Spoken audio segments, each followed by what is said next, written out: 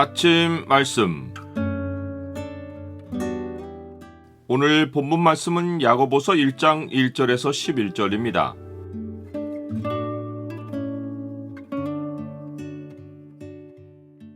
믿음의 시험을 당하거든 온전히 기쁘게 여기라. 오늘 본문을 약속의 창으로 보면 여러 가지 시험을 이기기 위해서 할 수 있는 일이 무엇인지가 보입니다. 약속의 창을 보여주는 구절은 1장 5절입니다. 너희 중에 누구든지 지혜가 부족하거든 모든 사람에게 후히 주시고 꾸짖지 아니하시는 하나님께 구하라. 그리하면 주시리라. 야고보서를 쓴 야고보는 12제자 가운데 야고보가 아니라 예수님의 형제입니다. 야고보는 흩어져 있는 12지파에게 문안하며 편지를 씁니다. 흩어져 있다라는 말에서 느낄 수 있듯이 야고보가 편지를 보내는 대상은 믿음의 핍박으로 인하여 이곳저곳으로 옮겨 다니는 그리스도인들입니다. 그들을 12지파라고 부른 것은 이들이 하나님의 기업을 잇는 진정한 이스라엘이기 때문입니다. 야고보는 이들에게 예수님을 믿는 것 때문에 땅에서 나그네로 지내며 여러 가지 시험을 당하는 것을 온전히 기쁘게 여기라고 말합니다. 야고보는 그들이 이미 알고 있는 이유를 확인해 줍니다. 이는 너희 믿음의 시련이 인내를 만들어내는 줄 너희가 알미라.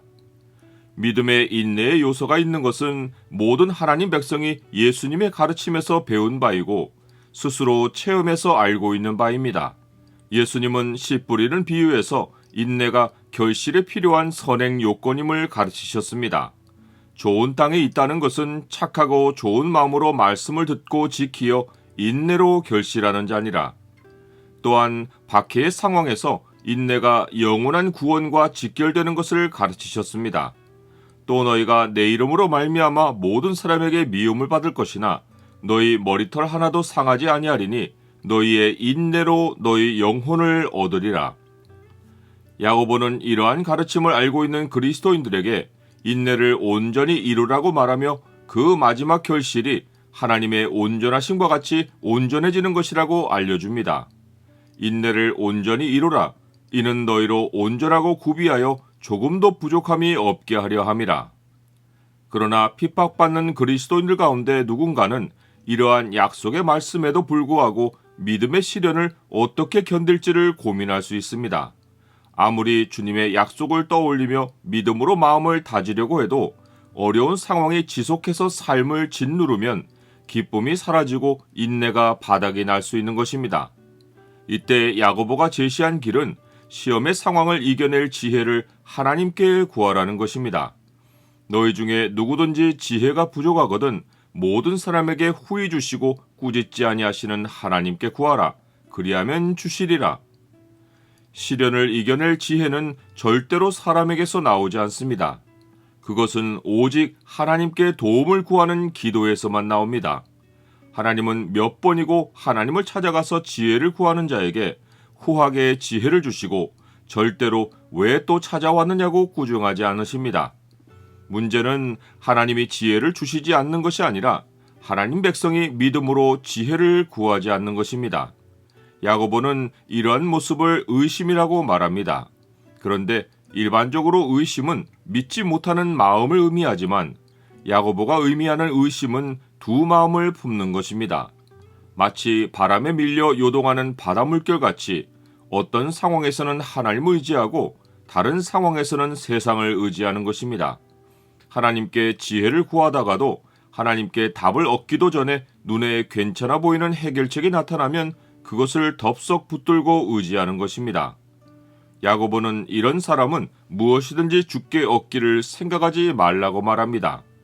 하나님은 믿음으로 자기를 온전히 의지하는 자에게는 응답하시지만 마음에 정함이 없이 하나님과 세상을 오가는 자에게는 지혜를 주시지 않습니다. 나는 어려움을 당할 때 처음부터 끝까지 주를 의지하고 주의 응답으로 해결을 봅니까? 어떤 형제는 자신이 가난해서 더 믿음의 시련을 겪는다고 생각할 수 있고 어떤 형제는 자기는 부자여서 믿음의 시련이 없을 것으로 생각할 수 있습니다. 그러나 인생의 날은 풀의 꽃과 같이 지나갑니다. 사는 형편의 차이로 인하여 믿음의 시련을 겪는 정도가 달라질 수는 있습니다.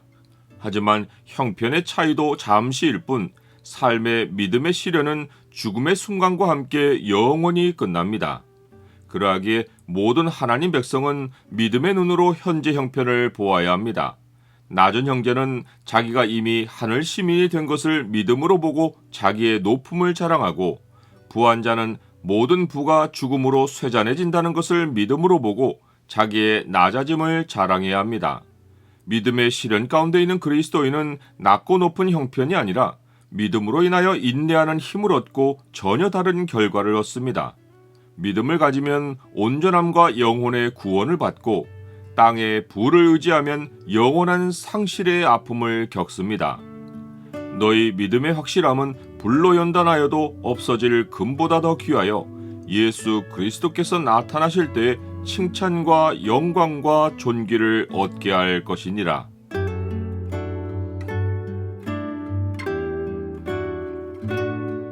주님, 믿음의 시련은 인내를 만들고 그 인내가 저를 온전하게 만드는 줄 믿습니다.